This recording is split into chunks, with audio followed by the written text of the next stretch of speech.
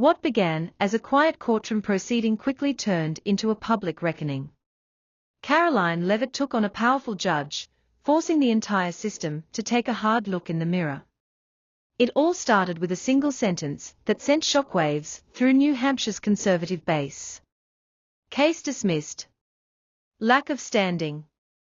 Karoline stood frozen at the back of the Concord courtroom, jaw clenched, gripping the printed summary of voter complaints she had spent weeks compiling. She had helped gather affidavits from local poll watchers and election officials who had noticed alarming inconsistencies in the last election cycle. She believed in the system. She believed in the legal process to ensure fairness. But Judge Douglas Keener, a man with 30 years on the bench and a reputation for being unreadable, had other ideas. He barely looked up as he issued his ruling. No trial. No witnesses. Just a cold, final dismissal. Beside Karoline, Russ Barkley, a former Marine and County Registrar, shook his head. That's it, he muttered. Just like that. Karoline didn't respond. Her mind was racing too fast for words. Outside in the parking lot, a handful of local reporters lingered, scribbling notes with little enthusiasm. The major networks hadn't even bothered to send anyone. But one reporter, a young woman from a local AM radio station, stepped forward with a microphone. Miss Leavitt, any comment on the judge's ruling? Karoline met her gaze, her voice steady. He didn't dismiss the case because the facts weren't strong. He dismissed it because he didn't want to hear them. We're not done. It wasn't bluster. It was a promise. A deeper look. That night, sitting in her kitchen in Rye, Karoline replayed the judge's words on her phone over and over. Lack of standing. It didn't sit right, not because it meant the case was over, but because it felt premeditated. Like the decision had been made long before she even stepped into that courtroom. Her father, George, leaned against the counter, arms crossed. You're not going to let this slide, are you? Karoline didn't look up. She just stared at the screen. No. George recognized that tone. She had used it before, when she was 17 and took on the school board for cancelling a veterans' assembly. But this wasn't high school. This was the justice system. The next morning, Karoline walked into her campaign office, exhausted but determined, carrying a thick stack of papers. She dropped them onto the table in front of her staffer, Taylor. I want every decision Judge Keener has made in the last 5 years. Taylor blinked. All of them. All of them. And I want to know who his clerks are, who he's had dinner with, who's donated to his retirement fund. Everything. This wasn't about revenge. Not yet. It was about answers. A pattern emerging. As Karoline dug deeper, what she found made her stomach turn. Judge Keener had once worked at a law firm that quietly lobbied for out-of-state political groups. His adult son sat on the board of a voter outreach nonprofit, one that had recently received a donation from a PAC with ties to a sitting Democratic senator. There were event programs, photographs, a trail of quiet endorsements and dinners that had gone unnoticed. Until now. She met Russ at a diner in Bedford, sliding a manila folder across the table. What's this? He asked. Everything Judge Keener doesn't want people to know. Russ flipped through the pages, his brow furrowing. You planning to go to the press? Karoline sipped her coffee. No. Not yet. If I do this, I do it right. But as she connected the dots, another concern gnawed at her. It wasn't just about one judge anymore. It was about a pattern. She started making quiet calls to former clerks, retired court staff, lawyers who had argued cases before Keener. Most refused to talk. A few agreed, but only off the record. One of them was Harold Kessler, a former defense attorney in Manchester.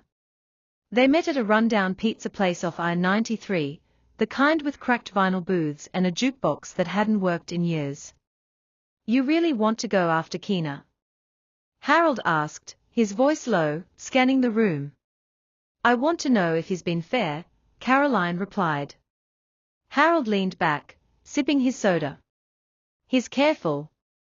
Never leaves fingerprints. But he's political, always has been. You're not imagining it. Karoline leaned in. Can you give me names? Anything concrete? No, he said. But I'll tell you this, he keeps his distance for a reason. His hands might be clean, but his friends aren't. Applying pressure. That night, back at the office, Karoline gathered her team, Taylor, Jenna, and a few others. She spread out the binders, donor lists, event programs, court decisions. Jenna flipped through the notes. It's not enough for an exposé. Karoline nodded. No. But it's enough to start a storm. She recorded a short, controlled video for social media, speaking directly to the camera. There's a judge in New Hampshire who believes people like you don't have the right to question your elections. He dismissed the case without hearing the evidence. He said it didn't matter. But we found something: patterns, connections, bias.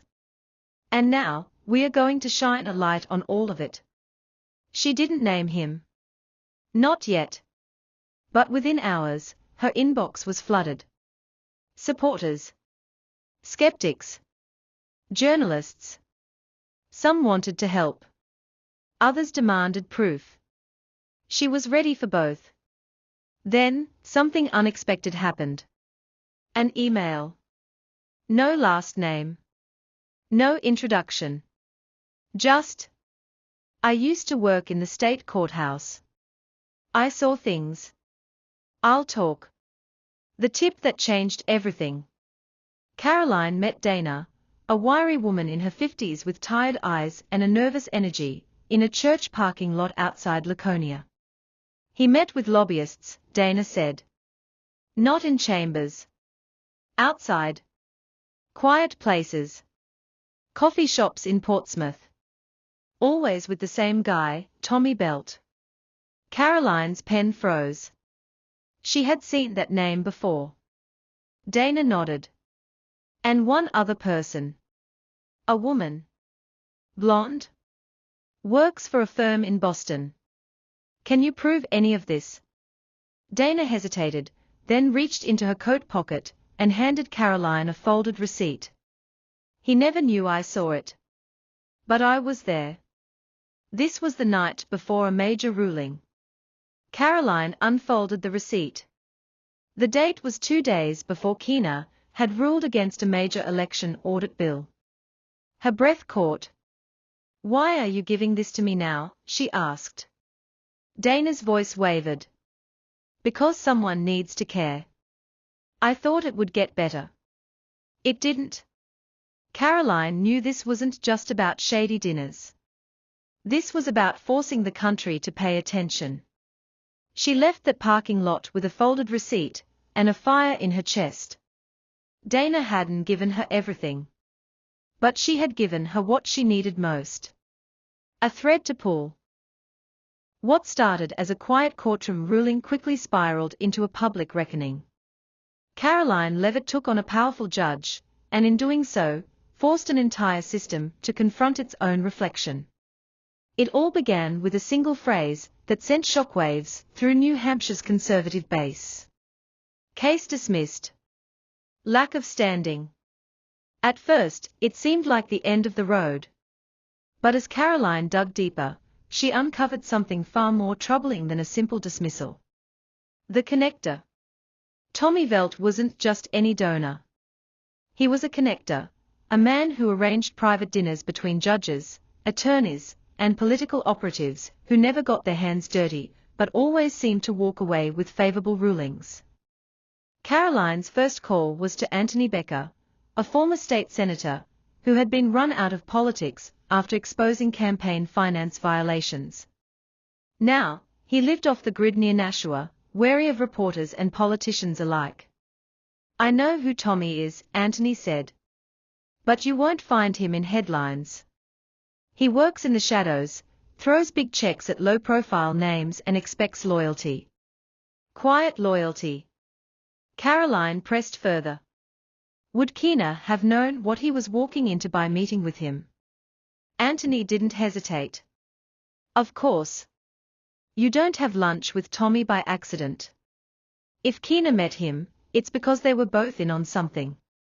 It still wasn't proof. Not yet. But it was a pattern that refused to go away. The discovery.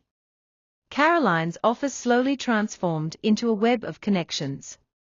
Corkboards filled with timelines, donor lists, and event programs. Red yarn linked names together across the walls. What might have looked like paranoia to an outsider made perfect sense to her team. Then, a breakthrough.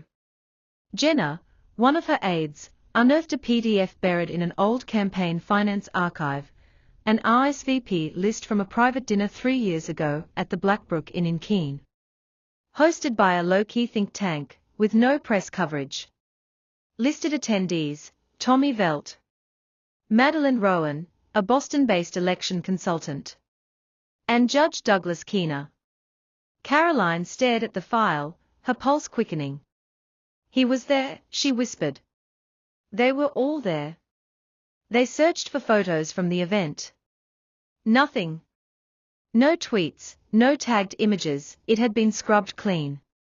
But the document was enough.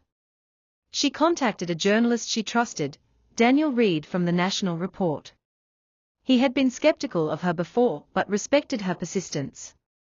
I don't do hit pieces, he warned over the phone. This isn't a hit, Karoline replied. It's a pattern. And I'll show you every page. The spark that lit the fire. They met the next day. Karoline arrived with 2 boxes of documents, receipts, statements, archived filings. Daniel spent 3 hours going through it in silence. Then, finally, he looked up. You've got smoke, he said. If we can find fire, we've got something real. That Sunday, the National Report ran a carefully worded article. Questions mount around judicial conduct in election integrity case. The piece didn't outright accuse Judge Keener of misconduct. But it raised a critical question.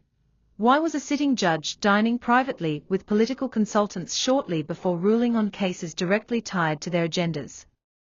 The story spread like wildfire. Talk radio picked it up. Local anchors invited Karoline for interviews. Social media exploded, some attacked her, others defended her, but suddenly, no one was ignoring her anymore. Then, something unexpected happened. A courthouse clerk leaked an internal email. Judge Keener had cancelled court for the next 3 days. Karoline sat in her car, staring at her dashboard. He's hiding, she whispered. The photo that changed everything. Then, a message arrived from an anonymous source. No signature. Just one sentence. I can't defend him anymore. You were right. Attached was a single photo. Karoline's hands trembled as she opened the file. The image was grainy, taken in secret, but unmistakable. Judge Keener, seated at a private table in a quiet corner of a Portsmouth seafood restaurant. Across from him, Tommy Velt and Madeline Rowan. A server approached with wine. All 3 looked relaxed. Comfortable. The timestamp on the photo. 6 days before Keener dismissed the election integrity case. This wasn't coincidence. Karoline forwarded the image to Daniel Reed with a simple subject line. Here's the fire. Within 24 hours, the National Report published a follow-up. Private dinner between judge and political donors raises questions of judicial bias. The photo was front and center. The reaction was instant. Local radio callers flooded the lines. TV anchors brought in legal analysts. People who had never paid attention to judicial ethics were suddenly debating it in grocery store lines. Keener's team scrambled. A weak statement was released, claiming the dinner had been a chance encounter, and that no case-related discussions took place. No one believed it. Voters weren't stupid. They knew when they were being played. The tipping point. Karoline's inbox overflowed. Hundreds of emails poured in. Many were from concerned citizens. But a few stood out. One came from a former legislative aide, who had worked under a Democratic state representative. He helped get Keener reappointed 3 years ago. Said he was reliable. That word always stuck with me. Another was from a woman whose civil complaint against a local official tied to campaign fraud had been thrown out. Guess who the judge was? The pattern was undeniable. By Friday, Karoline called a press conference. She didn't hold it at the state courthouse, but at the old county courthouse in Gorfstown, a deliberate choice. Behind her stood boxes labeled in bold black marker, timelines, connections, emails, donors, rulings. Reporters from across the state showed up. She didn't yell. She didn't grandstand. She simply laid out the facts. One ruling. Maybe that's a coincidence, she said, holding up a folder. 2. You start asking questions. She let the silence hang before continuing. But when it becomes a pattern, when you trace decisions to meetings, meetings to donations, and donations to direct benefits, then it's not coincidence. She paused. It's corruption. With a polite face. She looked directly at the cameras. I don't care who you vote for. This isn't about party. This is about trust. And when our courts lose that, everything else starts to fall. The press conference aired statewide. National networks picked up the clip. Some conservative commentators praised her persistence. Independent outlets commended her for refusing to make it personal. Keener fights back and fails. By Monday, Judge Keener's attorney sent a cease and desist letter, accusing Karoline of defamation and demanding she retract her statements. The document was dripping with threats, but notably, no actual denials. Karoline's legal advisor skimmed the letter and smirked. Classic bluff, he said. He's trying to scare you. But if this goes public, we might finally force an ethics probe. That afternoon, Taylor rushed into the office, holding a printed email. You're not going to believe this. It was from the Judicial Conduct Committee. They were opening a preliminary inquiry into Judge Keener's conduct. And as the scandal unfolded, Karoline realized something. This wasn't just about exposing one corrupt judge. This was about what came next, and whether the system had the courage to fix itself. Judge Keener didn't show up to court for the next 8 days.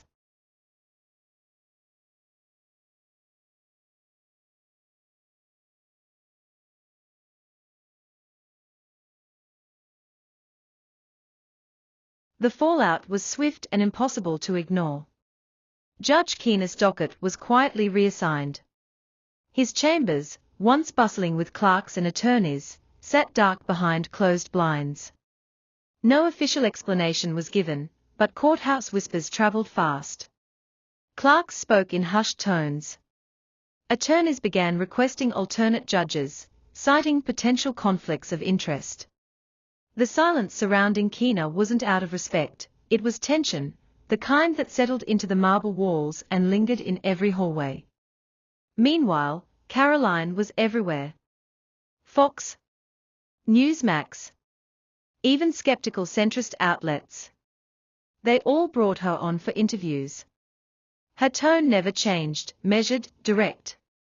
She repeated the same line, over and over. This isn't about a political win. It's about restoring basic faith. But the more she spoke, the louder the backlash grew. The backlash. Anonymous accounts flooded her inbox with insults and threats. Someone leaked her private address online. Protesters showed up outside her home in Rye, holding signs accusing her of attacking democracy.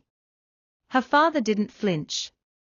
He stood at the end of the driveway, arms folded, daring anyone to take a single step onto their lawn. "Let them hold signs," he muttered. "They are mad because they are scared." Karoline didn't back down. She doubled security, stayed off Twitter, and kept pushing forward. The first public statement. 2 weeks after the press conference, the Judicial Conduct Committee made their first public statement. They confirmed they were reviewing whether Judge Keener had violated ethical standards through undisclosed associations with political donors and consultants before issuing key rulings.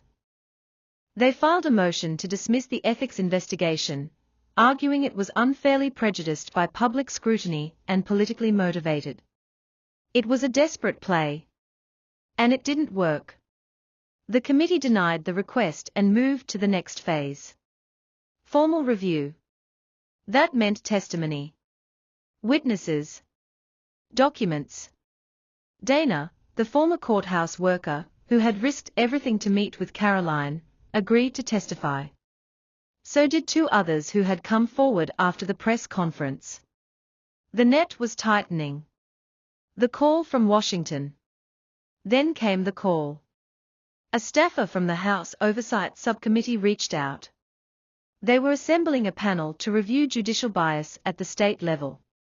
And they wanted Karoline to testify. She stared at the phone. "You're asking me to go to Washington?"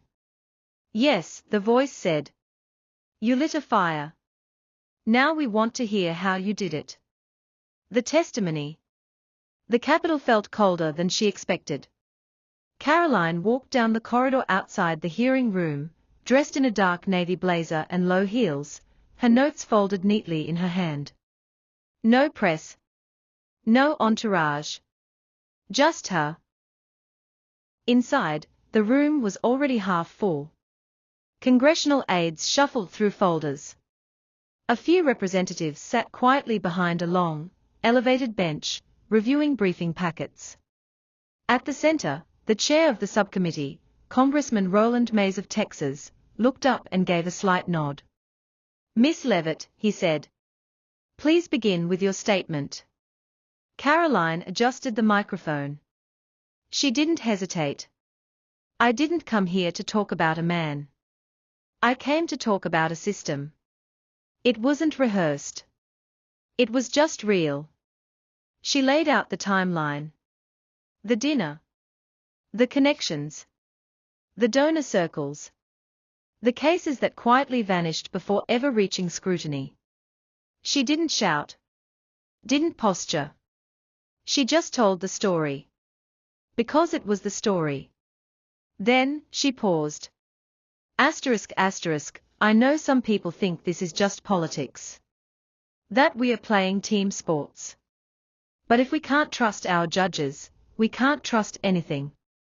Not elections. Not laws. Not fairness.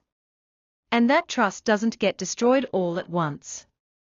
It erodes, piece by piece. Every time someone powerful gets away with something because no one asked the right questions. Asterisk. A representative from Morgan leaned forward. "Are you suggesting that Judge Keener accepted bribes?" Karoline didn't blink. "No," she said. Asterisk, I'm saying that favors don't always come in envelopes. Sometimes they look like dinners. Or jobs for family members. Or a quiet call before a ruling. And if we keep pretending that's not influence, then we've already lost." Asterisk. Her voice never wavered. The hearing lasted 2 hours. Some questions were friendly. Others were sharp. But Karoline stayed grounded. When it was over, she gathered her papers and quietly walked out. No applause. No flashing cameras. Just a long hallway. And a woman who had told the truth. Even when it cost her. The final verdict. 2 days later, the Judicial Conduct Committee released its findings. Judge Keener had violated multiple standards of conduct. A pattern of inappropriate relationships with political donors and consultants with active interests in court proceedings. He was given one option: resign.